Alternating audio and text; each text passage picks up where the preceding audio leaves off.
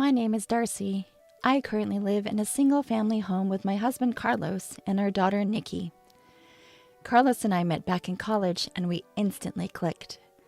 I was in the design department and he was studying law. We happened to be in the same club.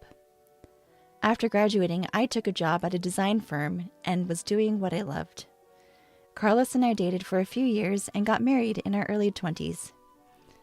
I continued to work during my early pregnancy, but once Nikki was born, I decided to focus on raising her.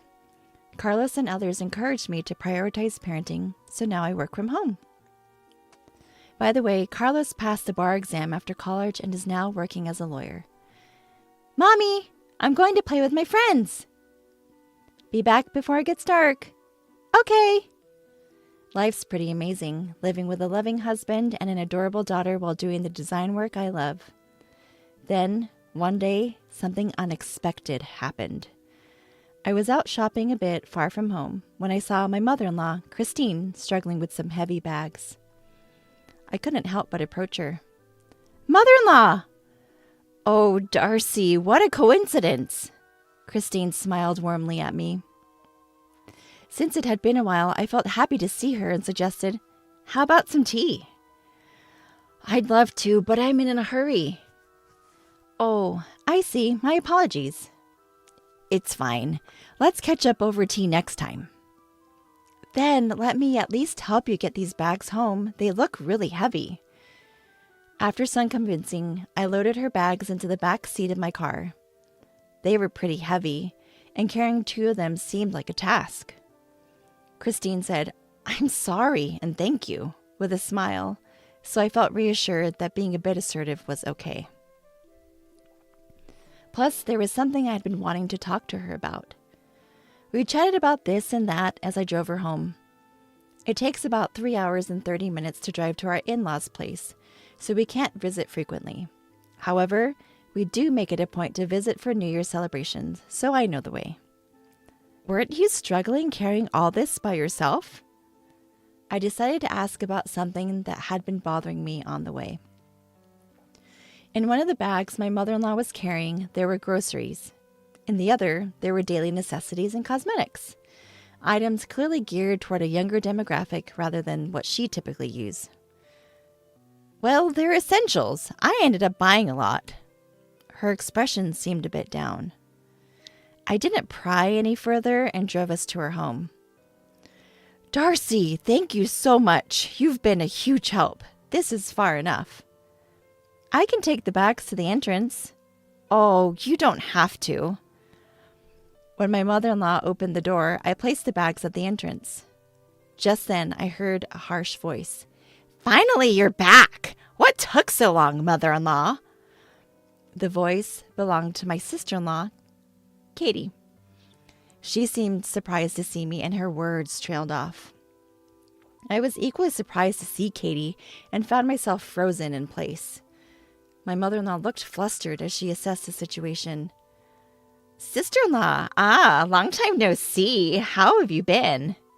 "Fine, fine. It's been a while for you too, Katie." Saying that, I returned a smile to Katie. I hold back a sigh as I look at her. She clearly looks like she's just woken up. She's holding her mobile phone in one hand. Her incomplete sentence alone was enough to raise suspicions. "I'm sorry for the sudden visit. I happened to see mother-in-law while I was shopping nearby. She looked like she was struggling with the bags, so I came along." "I see. I just got back from work this morning. I'm a mess. Sorry. Thank you for helping mother-in-law. I'll take it from here." Katie quickly grabbed the bags and took them inside. In a soft voice, I asked mother-in-law, "Is everything all right living with Katie and the family?" Mother-in-law simply smiled and nodded. "Thanks for your concern, Darcy. I'm fine. Sorry I can't even offer you tea."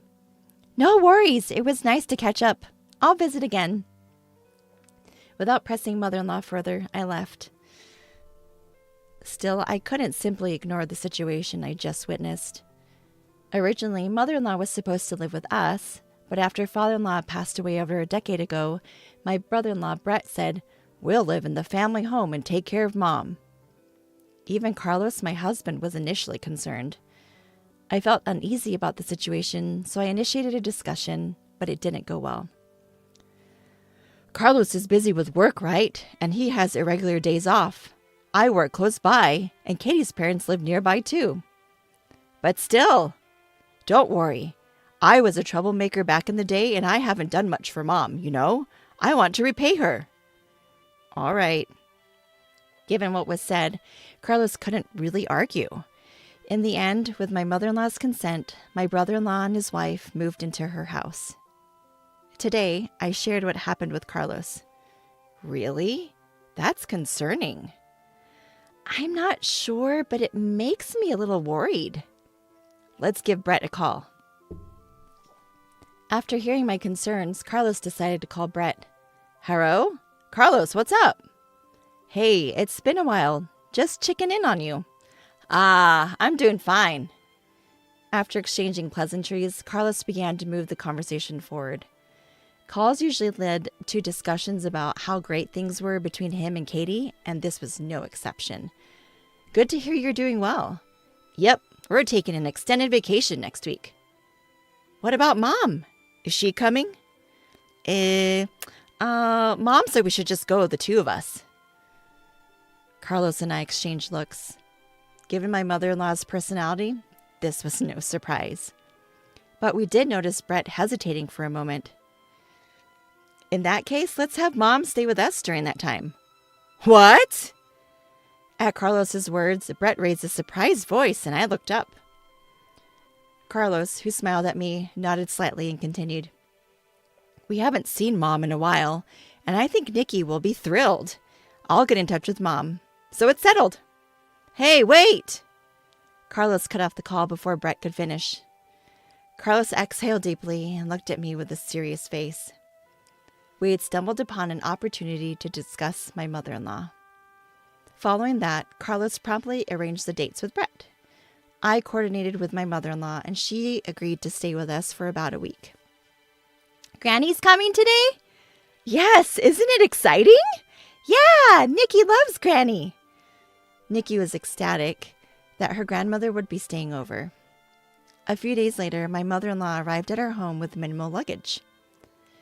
As soon as she entered, she looked relieved and bowed her head. I'm sorry for intruding for a whole week. Don't worry about it. You're more than welcome. Nikki has been looking forward to this, so please make yourself at home. And so we spent a week together with my mother-in-law. However, I felt uneasy about my mother-in-law's actions from day one. Before her arrival, I cleaned up the home office I usually use for work to make space for her. When I showed her the room, she immediately said, Oh, you've prepared such a room for me. I feel bad. I'd be okay just with the corner. No worries. Please feel free to use the room. I only use it for work anyway. I convinced her to use it, but she still seemed apologetic. Also, with the kids off school today, I was planning to make lunch for the three of us when she said, Let me cook. Can I use the fridge? She kept insisting on doing household chores even though I wanted her to relax. Gratefully, I managed to get her to unwind in the living room by having Nikki play with Granny. Additionally, she would say things like, Oh, don't go to the trouble of snacks for me. I'm not worth it. Or, I'm fine with whatever's left over. Cold food is enough for me. As if she's an outsider rather than family. She used to be much more vibrant. It was painful to see her belittling herself like this. When Carlos came home while Nikki and mother-in-law were chatting, I filled him in on how she was acting. I see. Thanks for letting me know.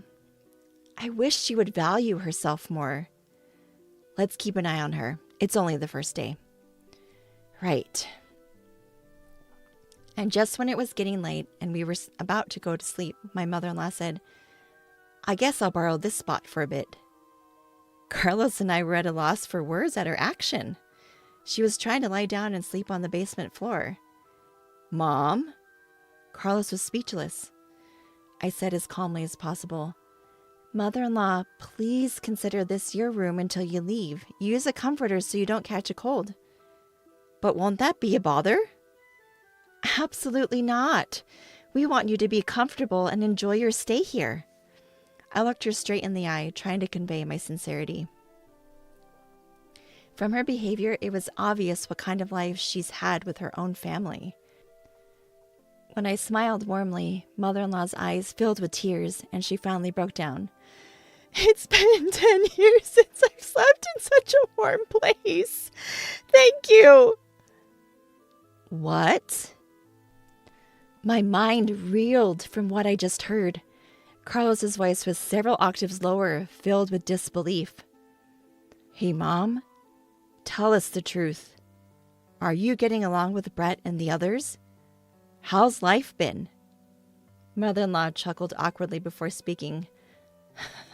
Well, getting along might be stretching it, but I have to make do, right? I mean, if they ditched me, I wouldn't know how to fend for myself at this age. Slowly, mother-in-law began to share the grim reality of her life with us. Turns out, it was much worse than we could have ever imagined. She was handling all the housework in that home. Whenever Katie was a little unhappy, she would raise her voice at her. All the shopping responsibilities were left to mother-in-law. She would buy whatever they needed. Moreover, mother-in-law was shouldering most of the living expenses. Clearly, her son-in-law and his wife had ulterior motives when suggesting they move in together, mainly to exploit mother-in-law's finances. Mother-in-law would only eat after the two of them were done, usually in the basement. The basement didn't even have heating, so she was freezing during the winter months. It's been a long time since I've had a meal like today's. I was always alone, you know. What? Are you serious? The reason mother-in-law wanted to sleep in the basement was that it had become the norm for her at her previous home. Both Carlos and I were at a loss for words. Initially, when Brett and Katie moved in, they were kind to her. At first, mother-in-law was happy and thought it was a good idea to live with them. However, as the years went by, their behavior changed drastically. Initially, Katie used to cook, and Brett would help with other chores. I'm so tired. Brett, you work so hard. Let me take care of things today. You should rest. Really? Thanks, Mom. That was probably the beginning.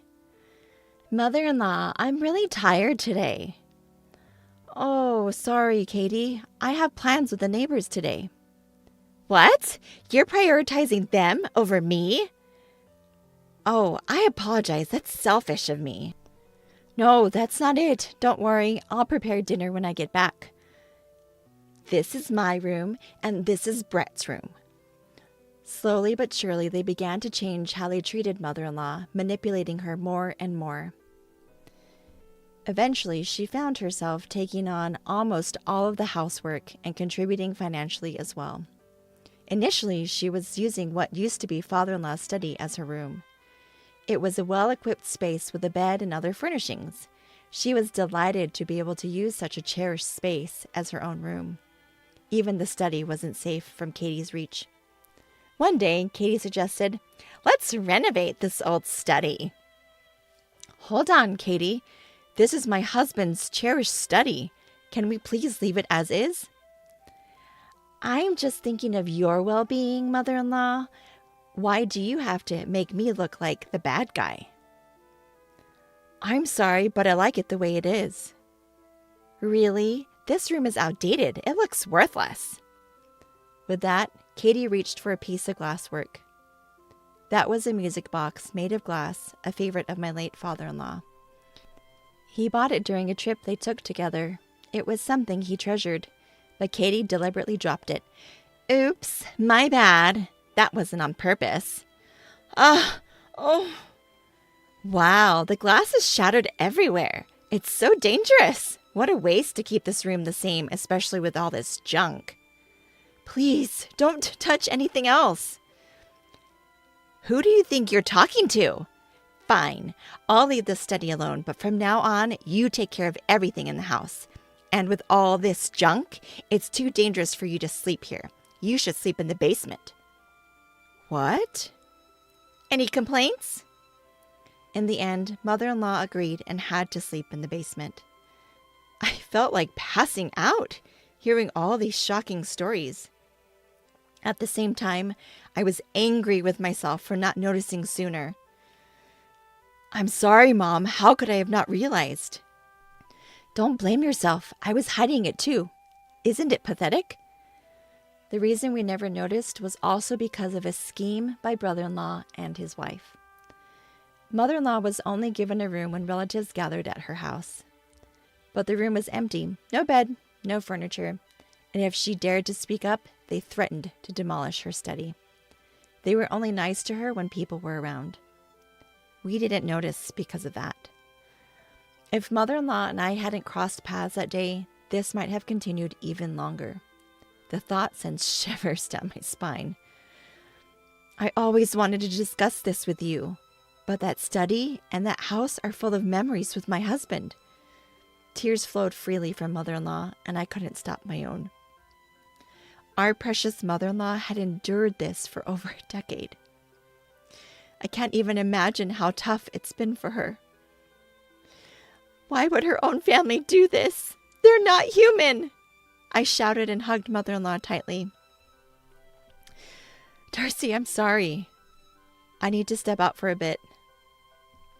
After we cried together, Carlos gently rubbed my back and spoke softly. Don't worry, Darcy and Mom. I'll handle this. Please take care of Mom, Darcy. I nodded quietly. Got it. Leave mother-in-law to me. Carlos. I hugged our concerned-looking mother-in-law again, stroking her back to comfort her. Then I turned to Carlos and said firmly, Go teach those awful people a lesson. Of course. Carlos chuckled and nodded, then left the house.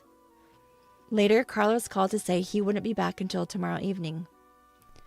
I shared the news with mother-in-law, and we all drank warm milk, trying to lighten the mood with some good stories. Nikki, who had heard the commotion, looked worried, joined us. I wanted to overwrite at least some of the bad memories. Usually, I'd remind Nikki not to stay up late, but since tomorrow was a day off, the three of us enjoyed chatting till we were content. All right, that's enough for today. Mother-in-law, would you like to go shopping with us tomorrow? Huh? We can buy whatever you want and eat delicious food. There's a cute dessert place that Nikki loves. Why don't we enjoy a relaxed day, just the three of us? At my words, mother-in-law's eyes filled with tears again. She nodded slowly, repeating, thank you, over and over. That night, we spread an air mattress in the living room and slept closely together, with mother-in-law in the middle.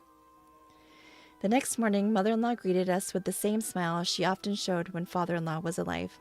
Good morning. And just as promised, we all had a fun shopping day. In the evening, we got a message from Carlos saying he had returned home, so we headed back as well. Before entering the house, I had one more thing to say to mother-in-law. Mother-in-law, we are on your side. Whatever is hurting you, just let it out here. We will always be by your side. And me too. I'm on Granny's side as well. Mother-in-law nodded silently to our words. Welcome home. Sorry for leaving the house to you. We're back. Everything okay? Yeah, no issues here.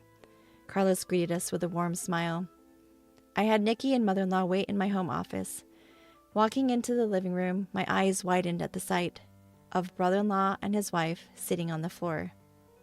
Their hands, resting on their knees, were trembling slightly. Upon seeing me, they greeted me in a soft voice, their faces filled with apprehension. What happened? My inner voice showed plainly on my face, which I turned to Carlos, still smiling. He said, I haven't done anything yet. His use of yet made even me tense up, expecting something dramatic to happen. So, to cut to the chase, starting today, Mom will be living with us, Carlos continued.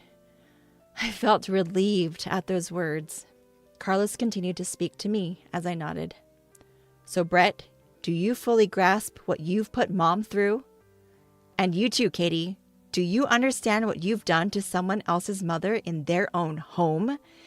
I can't say it's entirely your fault. We didn't notice it either. But you have to take responsibility for your actions. After all, you're supposed to be mature adults. Carlos spoke vehemently. It was the first time I'd ever seen the unusually gentle and calm Carlos so angry. I honestly dislike bringing up work matters at home, but this time I'm speaking as Miss Christine's attorney, not as family. His voice was friendly but low and icy. My brother-in-law and his wife meekly responded, yes. And after several hours of discussion, numerous decisions were made. First, my brother-in-law and his wife would no longer be living with us. They would have to return all the money they had been extracting from mother-in-law, plus pay additional compensation. Having decided to respect mother-in-law's emotional attachment to her study and her own home, brother-in-law and his wife moved out. We banned them from ever setting foot in mother-in-law's home again. Upon hearing the decision, mother-in-law gave a troubled smile. So we are family, right? Asking for damages is a bit much, don't you think? No, this is a gesture from our son Brett to Miss Christine, right? Carlos's words left Brett nodding so fervently he looked like he might lose his head. Yes, I'm truly sorry for everything. Please accept this as our sentiment. Brett seemed so diminished that you'd wonder what on earth had happened. After the conversation, Carlos took a deep breath and turned to mother-in-law. So please accept this, Mom. Let's put an end to this. Brett and his wife will never forget what they've done and make sure it doesn't happen again. Both of them nodded in silence. Seeing this, Carlos smiled gently and continued in a low voice. Well, it will never happen again, right? Yes, never again. Absolutely. So the conversation ended. Within a few months, we had received the damages that Carlos had arranged from the brother-in-law and his wife. Mother-in-law wanted to give it to us, saying it was because we had helped her, but we refused. She insisted, so we agreed to accept a little each month for groceries and let mother-in-law use the rest. Carlos, what did you say to Brett and his wife? I was curious about that day, so I asked him when we were alone. Carlos scratched his head, even though it wasn't itchy. Don't lose faith in me, okay? Why would I? You helped mother-in-law and made them regret their actions. Actually, Carlos had contacted Brett immediately after hearing what had happened. It's strange for me to say, but I rarely get angry. But when I do, people say I'm scary. I think I really scared them when I called. He told me where he was right away. Although a bit distant, he drove straight to the destination. Upon arriving, he immediately questioned the two. I couldn't let it go, especially because he's my brother and I had trusted him with Mom. I didn't know the details, but considering how scared they both looked, Carlos must have been terrifying when angry. On their way out, they bowed deeply, saying, We're really sorry. Well, mother-in-law seems happy, and so does Nikki. I'm happy too. Thank you for standing up for us, Carlos. Darcy, I'll continue to do my best for our family. Even after everything, it's good to know we can still be a happy family. I'm grateful for my dependable husband and for mother-in-law who chose to rely on us. From now on, I intend to make up for the hardships by being a dutiful daughter-in-law and do my best in every way.